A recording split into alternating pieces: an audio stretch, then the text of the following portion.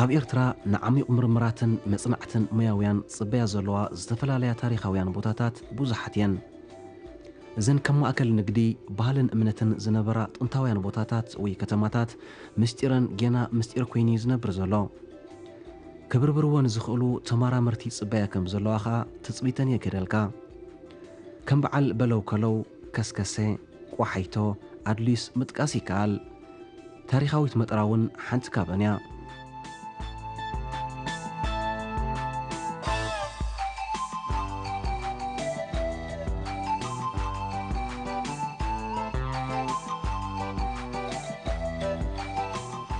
እምባ መጠራ ኣብ ከተማ ሰንዓፈ ዝርከብ ኮይኑ ንሰንዓፈ ብወገን ምዕራብ ግርማ ኮይኑ ይርከብ። ሓደ ካብቶም ዓበይቲ እምባታት ኤርትራ ዝኾነ እምባ መጠራ ብሓውሲ ሳንድስቶን ማለት እምኒ ሑፃ ዝቖመ እዩ።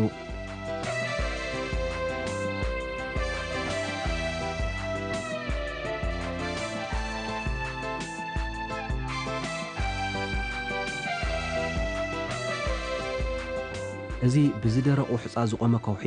ካብ 248 ክሳብ 205 ሚልዮን ዓመት ማለት ኣብ ትሮያሲክ ዘመን ዝተፈጥረ እዩ። ዝበዝሕ ትሕዝትኡ ናይ ኣዝሒት ሑፃ ብምዃኑ ድማ ድሙቕ ጻዕዳ ሕብሪ ኣለዎ። ኣብ ገለ ኸዓ ጽልም ዝበለ ኣፈጣጥራ እዞም ኣኻውሕን ዝባውንትን ብሓፈሻ ክረአ እንከሎ ምስ ምፍጣር ናይ ቀይ ባሕሪ ተኣሳሲሩ ብዝነበረ ጂኦሎጂካዊ ምንቅስቓሳት ናይ ከውሒ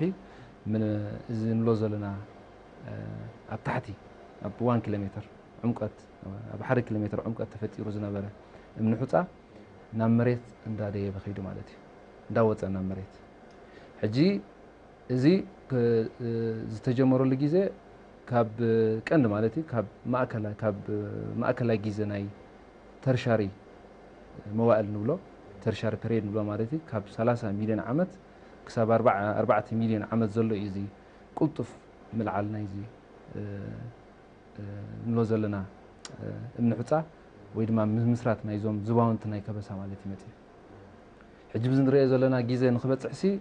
ዓሰርታት ሚልዮናት ዓመት ይወሲድሉ፣ ግን እቲ ምልዓሉ ወይ ምብራኹ ናይዚ ምፍጣር ናይዚ ከበሳ ልክዕ ምስቲ ናይ ምፍጣር ናይ ቀይሕ ባሕሪ ወይ ምኽፋት ናይ ቀይሕ ባሕሪ ዝተኣሰር ማለት እዩ። ሕጂ እንታይ ንዛረብ ኣለና ማለት እዩ ካብ 30 ሚልዮን ክሳብ 4 ሚልዮን ኣብ ዘሎ ግዜ እዞም በረኽቲ ዝባውንቲ እዚኦም ተፈጢሮም ማለት እዩ። ሕጂ ብኸም መስርሒ ንሪኦ ዘለና እምኒ ሑፃ ንብሎ ዘለና ኣብዚ በረኽቲ ዝባውንቲ ናይ መጠራን ከባቢኡን ሰንዓፈን ዓዲ ቀይሕን ዝደዋዊ ከበሳ ንብሎ ዘለና መፅኡ ዘሎ ማለት እዩ።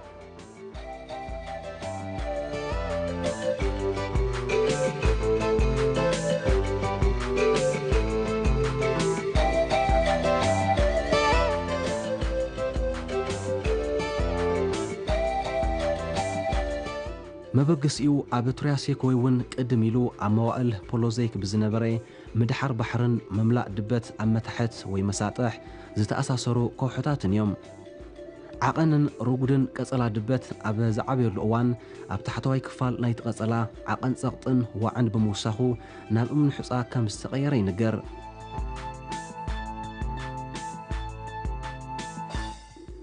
እዞም ኣብ ውሽጢ ናሕሲ ናይ ዝበዓቲ ዝርከቡ ቅርጽታት ብምንታይ ከም ዝተፈጥሩ ሙያውያን ክትንትኑ እንከለዉ እቲ ኣብ ውሽጢ ዘሎ ዝሪኦ ዘለና ፎከስቲ ጻዕዳ ወይ ቀይሕ ኢሉ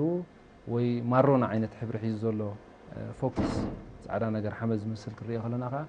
እዚ ግርግር ላዕሊ ግርግር ታሕቲ ንብሎ ምስ ህላወ ናይ በዓቲ ወይ ድማ በዓትታት ዝፍጠር ናይ ኖራ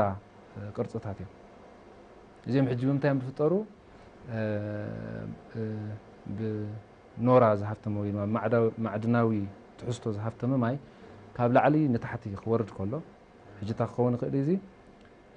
ዝናብ ክኸውን ይኽእል እዩ። ካብ ዝናብ ማለት ዝዘረቐ ወይ ድማ ካብ ዝወሓዚ ናብቲ ንታሕቲ ናብ በቲ ቀጸላ ነቲ ከውሒ ነቲ በዓቲ ሒዝዎ ዘሎ ከውሒ ዝዘረቐ ማይ ክኸውን ይኽእል እዩ። ሕጂ እዚ ማይ እዚ በቲ ከውሒ ክሓልፍ ከሎ ብጀካ እቲ ካብ ጠፈር ሒዝዎም ዝመፅእ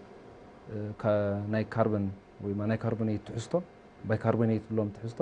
ካልኦት ካብዚ ከውሒ ተማሊእዎም ዝኸይድ እዞም ሓፃዊን ኣለዉ ከም ንኣብነት ከም ካልሲዩም እንድሕር ዳ ወሲድና ማለት እዩ። ሕጂ ነዚኦም ሒዝዎም ክኸይድ ከሎ በዓቲ ኣብ ዝረኽበሉ እዋን እቲ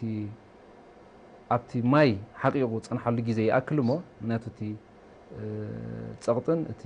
ወዕን ስለ ዝቀያየር እንታይ ይፈጥር ሕጂ ብዚ በዓቲ ክነጥብ ከሎ سحبت مالتيو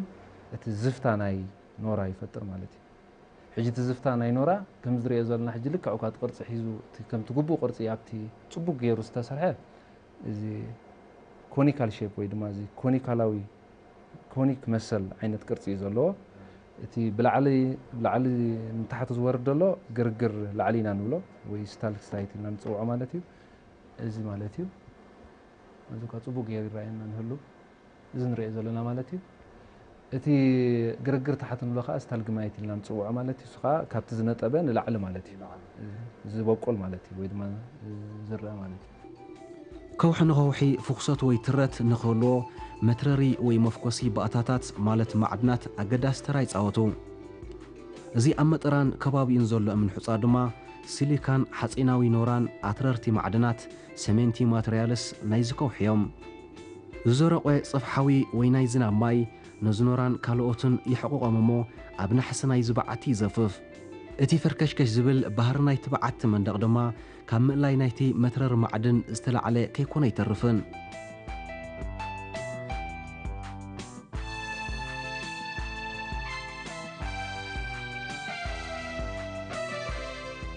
نصور عدمي نايزون بعتتات نمركاب توساقي نايجو كرونولوجيكاوي وي ازوتوبيكاوي مصنعتي يدلي عبقر جراتس مالت عبعتتات وطم زبولو كونو مسل نورا بزقبر مصنعت جن حرفاف عدمي نايزون بعتتات كجموتي كال